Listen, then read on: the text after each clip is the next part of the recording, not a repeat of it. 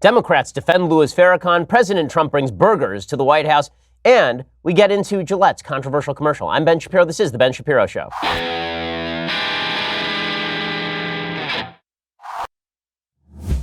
Well, happy birthday to me, and I'm spending it here with you. So congratulations to me, I guess. But you know what? It's going to be awesome because we're going to be here together. We'll suffer through my show together. It'll be great. And by the end, you'll be enlightened and amused. There may be laughter. There might be tears. So much coming up for you. But we begin today, before I get to the news, with a reminder. If you're going to send me a birthday present, you should use Stamps.com.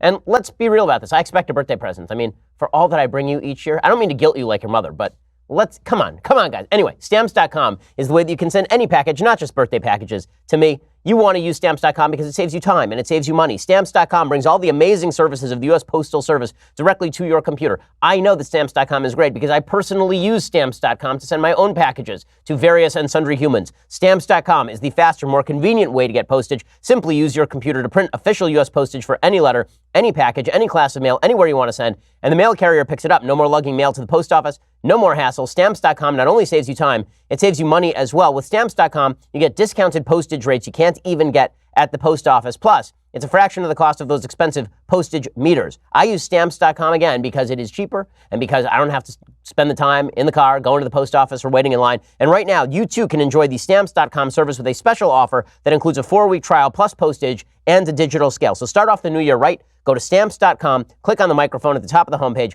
type in promo code Shapiro. That is Stamps.com. Enter promo code Shapiro. Go check it out right now. Stamps.com, promo code Shapiro. You can use that promo code when you click on the microphone at the top of the homepage, and you get that special offer, 4-week trial plus postage and a digital scale. A lot of goodies when you go to Stamps.com and use that promo code Shapiro. All right, so the big news of the day yesterday is that the President of the United States loves hamburgers. Not hamburgers, hamburgers. Here's what happened. It's the middle of a government shutdown.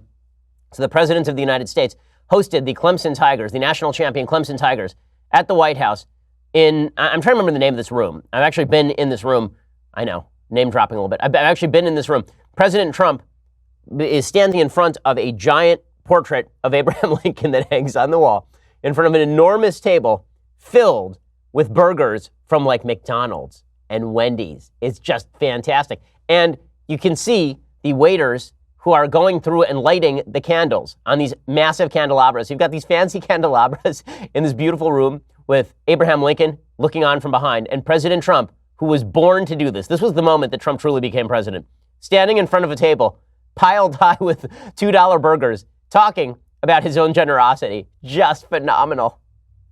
Now, what's your favorite thing here, Mr. President? I like it all. It's all good stuff. Do you great American food. And it'll be very interesting to see at the end of this evening how many are left. Do you prefer McDonald's or Wendy's? I like them all.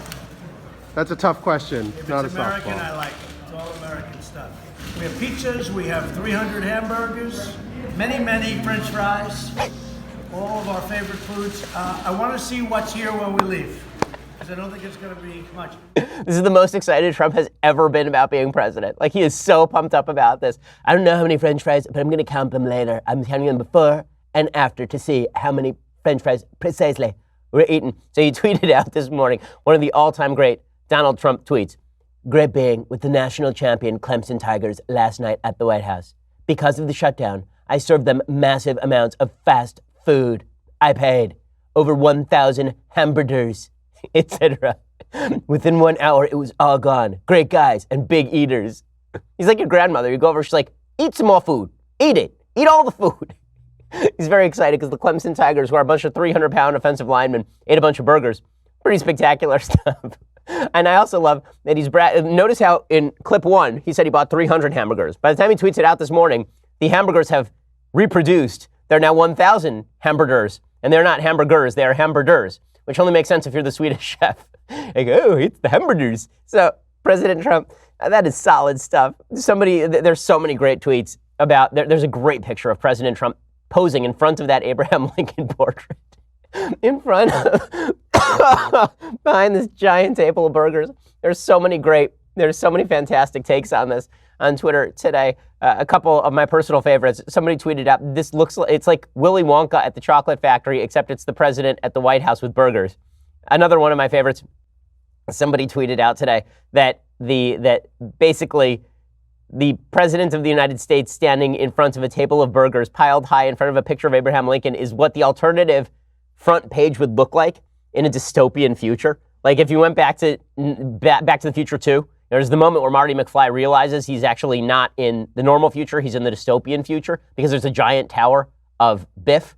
It's kind of like that. It's pretty but what's hilarious about all of this is that all of this is funny and all of this is like, it's meaningless, right? It's totally meaningless. Like the president spent some money on burgers and then he patted himself on the back for spending like $600 on burgers. Let's be real about this. If you buy 300 burgers from the local McDonald's, you spent about $700. Okay, this is not like massive quantities of generosity. And the president patting himself on the back for that is very, very Trump. But what's amazing is how crazy the left went. So there was this meme that went around during the Obama presidency that the right was deeply, deeply upset when Barack Obama put on a tan suit. Well, we mocked the tan suit. I don't know if you remember this, but Barack Obama, in the middle of his presidency, he put on a suit that was very ugly. It was like an Easter suit. It was like a tan Easter suit. And people were mocking him for it, but mostly just kind of ribbing him. People on the left were genuinely upset that Donald Trump served hamburgers at the White House from fast food joints. Like they were very offended by this. He should have served foie gras. That's what he should have paid for the Clemson Tigers. So the Washington Post fact-checked the President of the United States on his statement about burgers. I kid you not. There's a full-on fact check from the Washington Post done by Philip Bump. President Trump's extravagant $3,000 300 sandwich celebration of Clemson University. And then they fact-check what the president actually said about and they like chart out the table. There's a full-on chart of the table showing where he put Big Macs and chicken nuggets and sauce and filet of fish and quarter pounders and chicken sandwiches and burgers and Whoppers. I kid you not. This is all in the Washington Post. And then they figured out the estimate of how many fries were actually on the table. They figured an estimate of 200 large fries. And then this is the best part. They say the grand total, according to our count, Trump spent about $2,900 on feeding the team. A sixth of that is the fries alone, though. So take that with a grain of salt.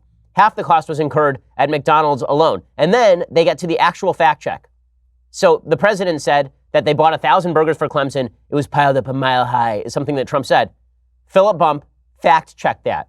He fact-checked at 2 inches each, 1,000 burgers would not reach 1 mile high. No bleep, Sherlock. You think? That's what we call just an overstatement. That's what we call basically just using normal human language in a normal human way. The president was talking about how he had bought a lot of burgers and they were like a mile high, but I guess they weren't exactly a mile high, as it turns out that when you stack a couple of 2-inch burgers together, that's not a mile high. Thank you, Washington Post. It does demonstrate we don't have a lot of real problems in this country. Honestly, if you are focused in on the president's inaccuracy with regard to how tall are the burgers that he bought at the White House stacked up together, then the media may be missing the main message. The Washington Post also ran a long piece today on their front page about how everybody was very upset that Trump turned the White House into a White Castle. This is by Allison Chu. When the Clemson football players entered the White House's opulent state dining room during their visit with President Trump on Monday, they were greeted by a sight many had likely never laid eyes on before. In the center of the historic room that has hosted royalty, foreign dignitaries, and celebrities, a long mahogany table gleamed under the glow of an enormous golden chandelier. A pair of ornate candelabras holding tapered white candles sat on the table amid numerous silver serving platters piled high with what Trump described as great American food. Boxes of McDonald's quarter pounders, Big Macs, and filet of fish. Sandwiches were stacked in neat rows next to pyramids of packaged salads. The Wendy's girl and her wholesome grin decorated mounds of wraps. Silver gravy boats overflowed with packets of dipping sauce for chicken McNuggets. I thought it was a joke what a Clemson player could be overheard saying in a video shared on Twitter, accurately capturing many people's reaction to the president's earlier promise to serve college football's national champions items found on various dollar menus. Only the meal was very real, and late-night hosts and the internet had a lot to say about it. Jimmy Kimmel, of course, said of all the crazy things Trump said and did over the weekend, this might be the craziest. Yeah, okay, great. Like, it really, this is what you're going to spend your stress on? This is really where you're going to put your focus, Washington Post? It's so ridiculous. On every level, it's ridiculous that this is a thing that happened. It's ridiculous that President Trump was so gleeful about it. And it's ridiculous that anybody cares. Honestly, like the idea that Trump is doing something deeply wrong by serving football players burgers at the White House is insane. I love all these elites. By the way, I'm old enough to remember when people celebrated Democrats for being down to earth for eating at fast food places. And I remember that Joe Biden and Barack Obama went to some fast food place and they sat down and the media were like, oh my God, look at them. They are just so human. Celebrities, they're just like us. And I recall when Hillary Clinton went to Chipotle. You remember she ordered a burrito bowl and the media were like, oh my goodness, look at her. She's so genuine. Hillary Clinton, focus testing whether she should have a burrito bowl at Chipotle or just an actual burrito at Chipotle. But when Trump does it, then it's like, oh, well, Trump, what a dummy. What a dummy. So well done, media, for covering that which truly matters and demonstrating that you are not at all out of touch with normal Americans who, it turns out, eat millions and millions of McDonald's burgers every single day. All right. Meanwhile, controversy continues to dog the Republican Party surrounding Steve King. So Steve King, as you recall, is a Republican congressman from Iowa. He has said a lot of things in the past that were interpretable one of two ways.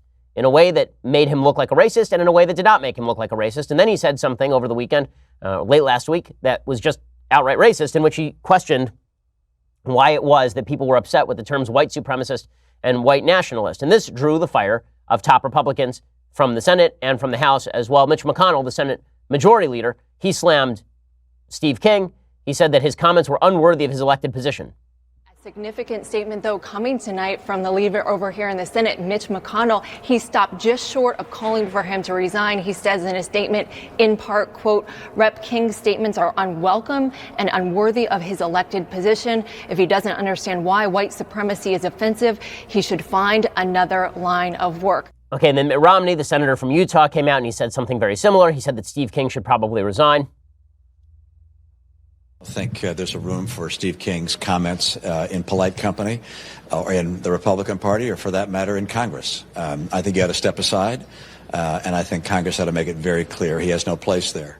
Okay, and we'll get to Senator Tim Scott in just 1 second. First, I need to tell you about a way that you can learn to invest. I'm talking, of course, about Robinhood. It's an investing app that lets you buy and sell stocks, ETFs, options, and cryptos, all commission and free. They strive to make financial services work for everyone, not just the wealthy. It's a non-intimidating way for stock market newcomers to invest for the first time with true confidence. So there are a bunch of folks around the office who have been using Robinhood, and they've shown me how the app works. It is clear. It is easy. You can make a trade with just a couple of taps on your smartphone. Plus, it gives you all sorts of great data sets, information, charts, all the stuff that you need. They have a brokerage. There's no actual commission fee. So when you trade stocks, you get to keep all of your profits. This is one of the problems with the other trading apps. Also, as I say, very easy to understand charts, market data. Robinhood's web platform also lets you view stock collections, like 100 most popular, sectors like entertainment and social media, curated categories. You're learning by doing. So if you're interested in getting involved in the stock market and you want to get used to trading, you want to see how it works, go check it out at Robinhood. Robinhood right now is giving listeners a free stock like Apple, Ford, or Sprint to help build your portfolio.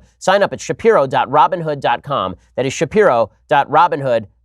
Go check it out right now, shapiro.robinhood.com. It is the clearest app for trading there is, shapiro.robinhood.com. Okay, so Tim Scott, senator from South Carolina, the sole Republican black senator, he was on Fox News yesterday talking about Steve King's comments, and here was his take. Steve King's comments are antithetical to what is, in fact, the American dream. The durability of the American dream is the strength of the American spirit. And what he did was he struck against the American spirit. So he weakened the spirit. And when that happens, our nation is less competitive globally. Okay, so Tim Scott is not wrong about any of this. The point that I'm making is that Steve King says something really bad, and all of his committee assignments were removed. So there are now 3 Republican Congress people who have no committee assignments. 2 of them are under indictment. The other one is Steve King. So the Republican caucus punishing Steve King in a very real way. He's being primaried. He probably will lose that primary, as he should. A lot of us have already maxed out for his primary opponent based on the comments that he made. But according to the left, this is never enough, because the truth is that everyone in the Republican caucus is like Steve King. Why? Because Steve King agrees with a lot of the Republican caucus on certain legislative priorities. So in other words, if somebody agrees with you on legislative priorities, but they also happen to believe some really terrible things, then this means that you also believe those really terrible things, even if you disassociate from that person's terrible belief and that person. As an example, there's a guy named Adam Serwer over at The Atlantic. He writes an incredibly intellectually dishonest piece today talking about President Trump and saying that President Trump is just like Steve King. I'm going to get to that in just 1 second. So here's what he says. He says, the most devastating consequences of the Trump presidency have been policy decisions.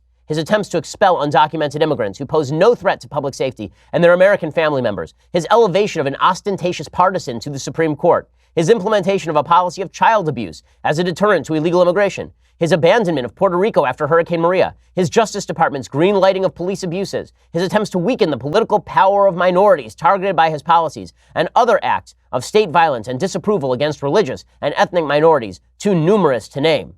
All of them follow the underlying logic of Trump's response to Charlottesville, that extremism in pursuit of white power is no vice, and defending the rights of those who threaten that power is no virtue. So in other words, if there is a person in your caucus who declares that they have no problem with white supremacy, this means your entire agenda is clearly driven by white supremacy.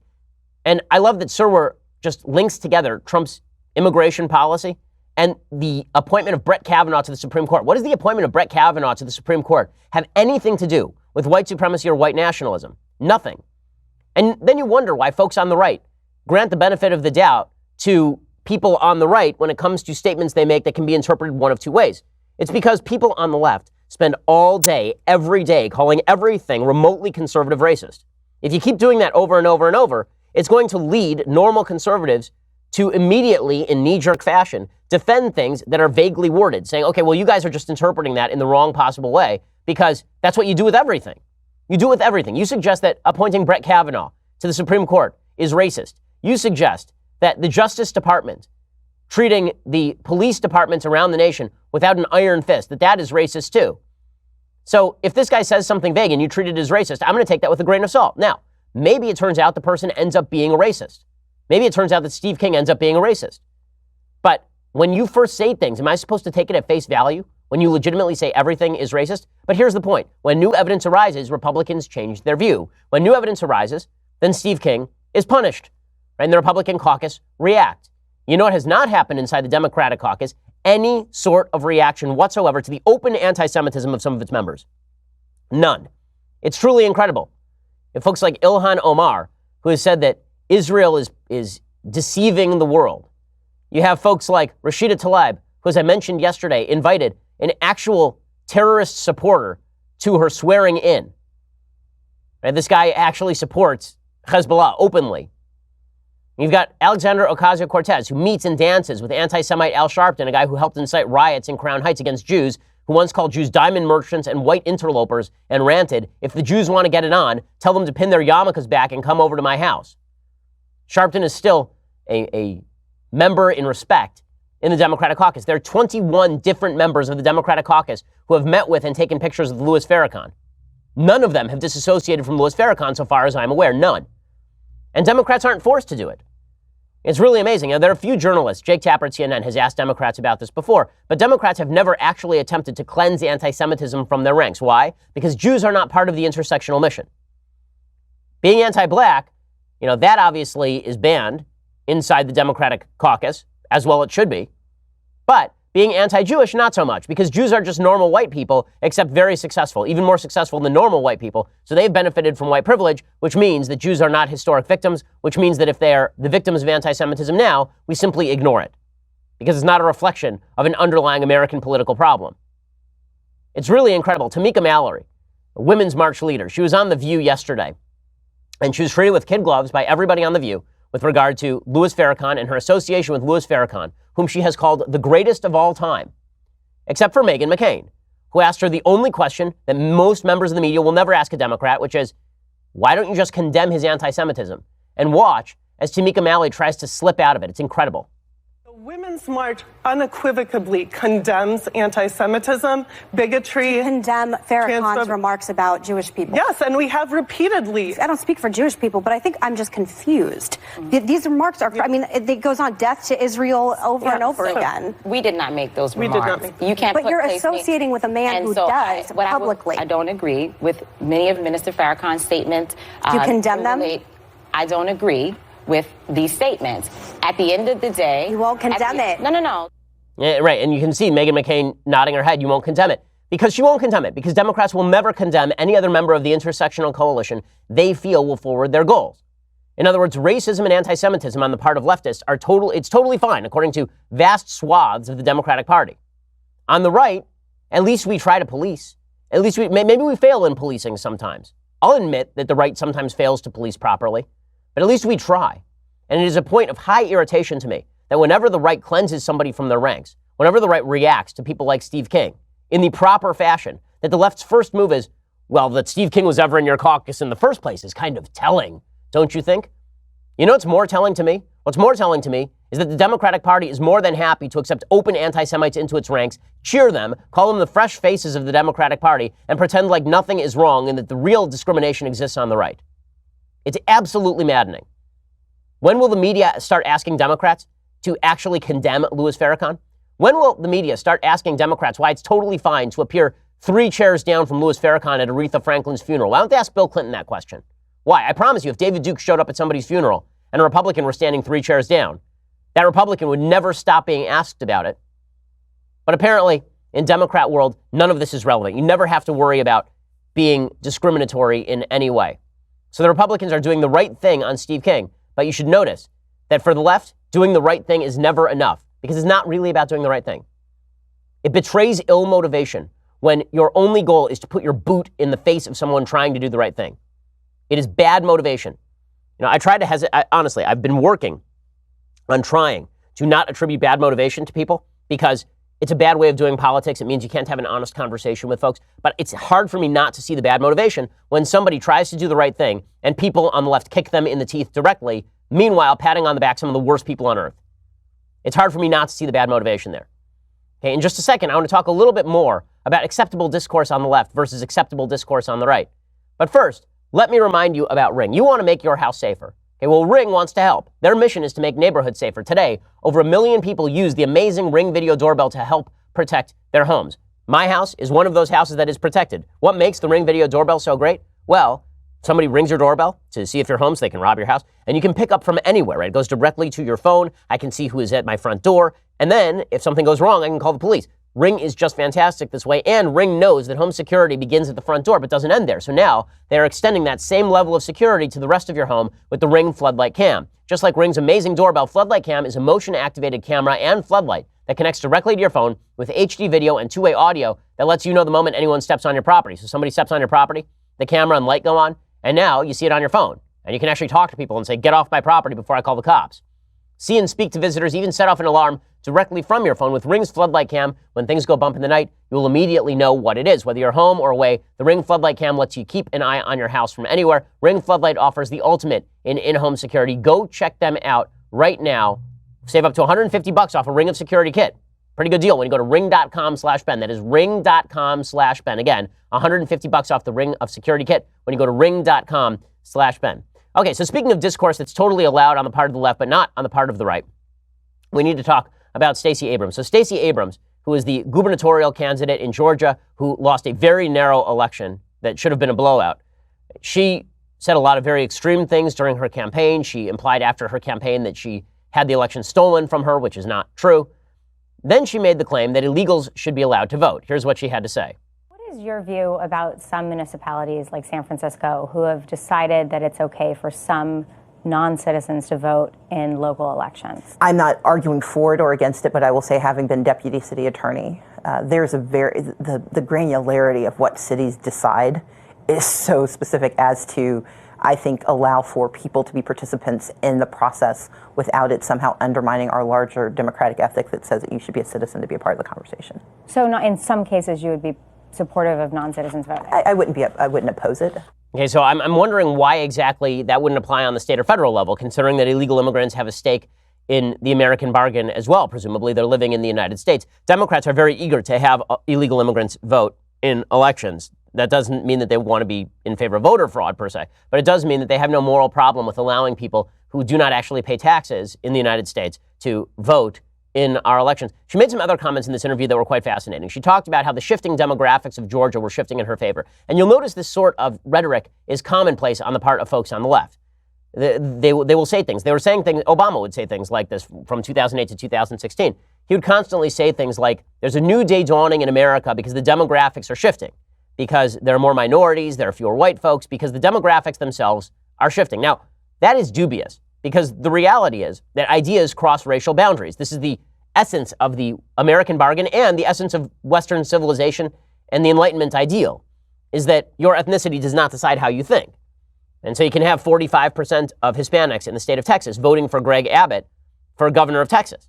And you can see a heavy percentage of Hispanics in Florida voting for Rick Scott for Senate in Florida, because it turns out that people are not defined by their racial characteristics or ethnic characteristics. But Democrats have been talking for legitimately years about the idea that if there are more blacks and more Hispanics as a percentage of the population, that means they are more likely to win elections.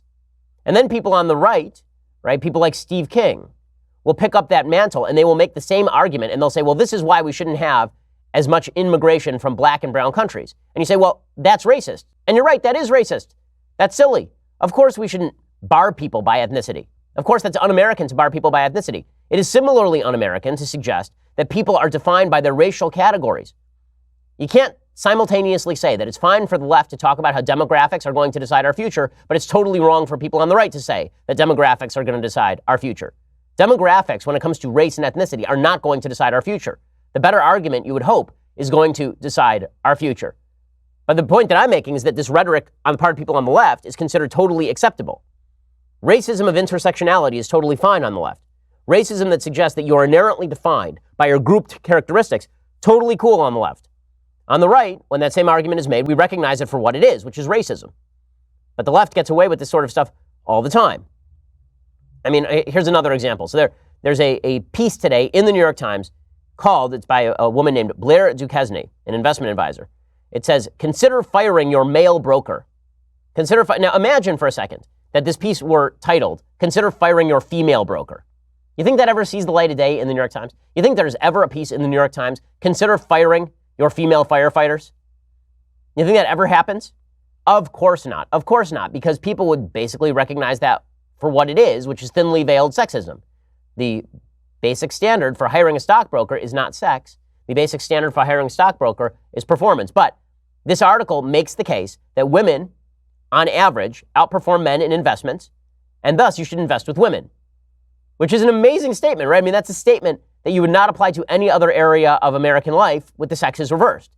You would not say that men, on average, outperform women at spatial tasks. So you should never hire a woman to organize your office, right? You wouldn't make that argument. You'd say, well, is she good or is she not good? But this is the case that is being made in the pages of the New York Times. It says when people picture a financial advisor, they typically think of a gray-haired guy who looks like Bernie Madoff, or perhaps a younger man like Leonardo DiCaprio's character in The Wolf of Wall Street. Roughly less than 20% of financial advisors are women, a number that has barely budged for the past 2 decades despite rising gender equity in other fields. But what has this overwhelmingly male workforce accomplished? Banks and brokerage firms consistently rank rock bottom on lists of the most beloved companies and brands, and not by coincidence. In 2015, the Department of Labor estimated that the cost of conflicted investment advice for retirement savers is more than $17 billion per year. Then there are the roots of the financial crisis last decade. So it's about men. Men created the financial crisis. When something bad happens in society, it's men. When something good happens in society, it's women. Never mind that we're all just people, and maybe it's just people making bad judgments. While neither sex is immune to shoddy behavior, says this columnist, research has shown that female investors are more likely than men to focus on a family's financial goals over their own absolute investment performance. A study by Warwick Business School concluded that women outperformed men at investing by 1.8%. For one, women avoid lottery-style trading and are more likely to focus on shares with good track records or on overlooked yet productive funds. In one of my favorite papers, Boys Will Be Boys, published in the Quarterly Journal of Economics, Terrence Odian at UC Berkeley and Brad Barber at UC Davis found that accounts owned by women outperformed those of men because women traded a whopping 69% less than men and incurred less in trading costs. Why did the men trade more? The research indicates men regularly exhibit overconfidence in their ability.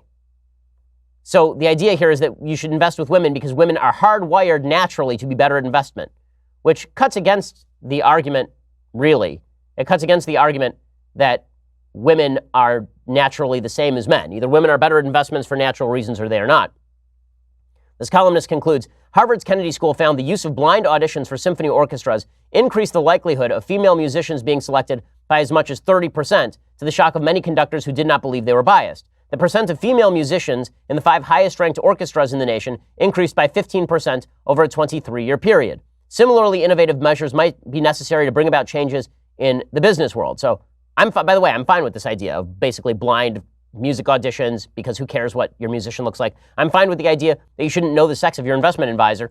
You should just base it on performance. I like metrics-based tests. What I don't like is the idea that the metrics don't matter, that you take a woman over a man without regard to individual data.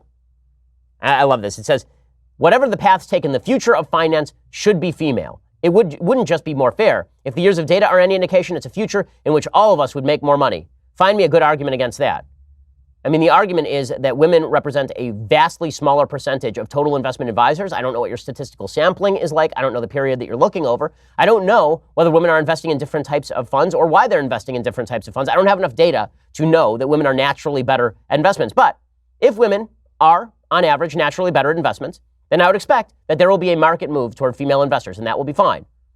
But the notion that right now we should be moving in that direction from the left is totally okay. If I were to say the same thing from the right in any area of American life, I would immediately be called discriminatory.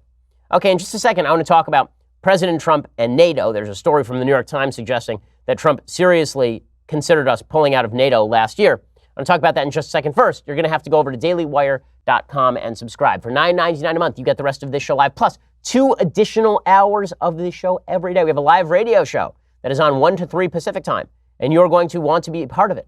That's why when you subscribe, like yesterday, we answered your subscriber questions during the show, during the breaks. You get to be part of that when you become a subscriber. For $99 a year, you get the annual subscription. That comes along with this. The very greatest in beverage vessels, the Leftist Tears hot or cold tumbler. Go check it out right now. And I want to remind you, this Friday, the Ben Shapiro Show will be live at the March for Life in D.C. at 10 a.m. Eastern. I'll be live streaming at the National Mall on 12th Street. So if you're planning to go to the march, come on out, see me in person. This Friday's show will be entirely about pro-life topics. It's the first time I've ever done a themed podcast, so I'm really pumped up about it. You're going to want to be there. It's going to be great. Go check us out if you happen to be in Washington, D.C., particularly at the March for Life. And frankly, everybody should go to the March for Life. I'm really excited to be going myself this year and speaking there. Again, go check that out this Friday. We are the largest, fastest growing conservative podcast in the nation.